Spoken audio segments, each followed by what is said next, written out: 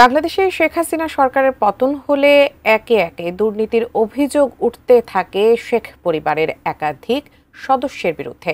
তবে সবথেকে বেশি আলোচিত শেখ পরিবারের সদস্য হচ্ছেন শেখ হাসিনার ভাগ্নি টিউলিপ সিদ্দিক। তার বিরুদ্ধে বেশ কয়েকটি দুর্নীতির অভিযোগ উঠলেও এতদিন কোনো মন্তব্য করেননি তিনি।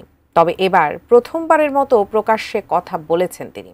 কি বললেন টিউলিপ সিদ্দিক, সে বিষয়ে বিস্তারিত জানাচ্ছেন ইশতিয়াক হোসেন।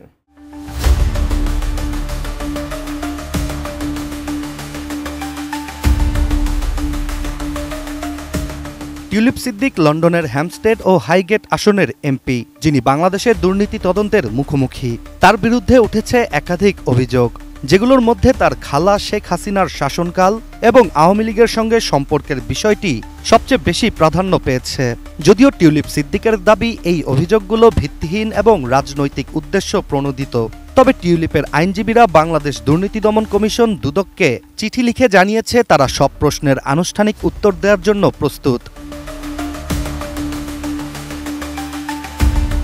বাংলাদেশের নানা দুর্নীতিতে টিউলিপ সিদ্দিকের যোগসাজশ আছে বলে অভিযোগ ওঠার পর দেশে ও লন্ডনে তীব্র বিক্ষোভের মুখোমুখি হন তিনি, যার ফলে যুক্তরাজ্যের হ্যাম্পস্টেড ও হাইগেট আসনের এই এমপি নিজের মন্ত্রীপদ থেকে সরে দাঁড়াতে বাধ্য হন। তবে এবার সাবেক ট্রেজারি মন্ত্রী বাংলাদেশে তার বিরুদ্ধে আনা দুর্নীতির অভিযোগের বিষয়ে প্রথমবারের মতো প্রকাশ্যে নিজের প্রতিক্রিয়া জানিয়েছেন। স্কাই নিউজের একজন সাংবাদিকের মুখোমুখি হলে টিউলিপ সিদ্দিক জানান, বাংলাদেশের কর্তৃপক্ষ থেকে কোনো আনুষ্ঠানিক প্রশ্ন তার কাছে এখনো পৌঁছায়নি।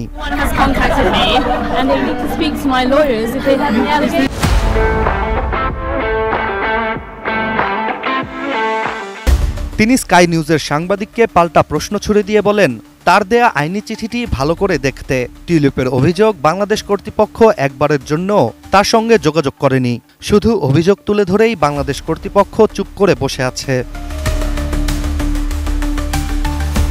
2025 সালের জানুয়ারিতে বাংলাদেশে বেশ কয়েকটি দুর্নীতি তদন্তে টিউলিপের নাম উঠে আসার পর ট্রেজারি মন্ত্রীর পদ থেকে পদত্যাগ করতে বাধ্য হন লন্ডনের বাংলাদেশি বংশোদ্ভূত এই নেত্রী।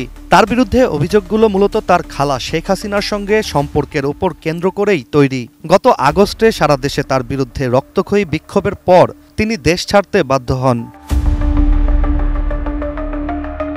এদিকে আন্তর্জাতিক বিভিন্ন গণমাধ্যমের তথ্য অনুযায়ী টিউলিপ সিদ্দিকের আইনজীবীরা বাংলাদেশ দুর্নীতি দমন কমিশন দুদককে চিঠি লিখে টিউলিপের বিরুদ্ধে তোলা অভিযোগগুলোকে মিথ্যা ও হয়রানিমূলক বলে উল্লেখ করেছেন।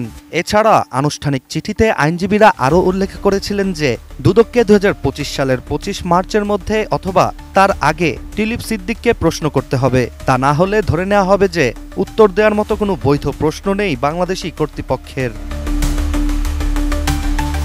অন্যদিকে টিউলিপ সিদ্দিকের বিরুদ্ধে অভিযোগ ওঠার পর তিনি নিজেকে ব্রিটিশ প্রধানমন্ত্রীর মান নিয়ন্ত্রক উপদেষ্টা স্যার লরি ম্যাকসনের জিম্মায় তুলে দেন অভিযোগগুলোর স্বচ্ছ তদন্তের জন্য। টিউলিপের অভিযোগগুলোর বিষয়ে স্যার লরি ম্যাগনাস জানিয়েছিলেন যে টিউলিপের বিরুদ্ধে অনিয়মের কোনো প্রমাণ পাওয়া যায়নি। তিনি আরও বলেন, পারিবারিক সম্পর্কের জন্য সম্ভাব্য ঝুঁকির বিষয়ে টিউলিপকে আরও বেশি সতর্ক থাকা উচিত ছিল। এখন দেখার বিষয় টিউলিপ সিদ্দিকের এমন মন্তব্যের পর বাংলাদেশ কর্তৃপক্ষ কি প্রতিক্রিয়া বা পদক্ষেপ নেয়। Ishtiaq Hossain, ATN news.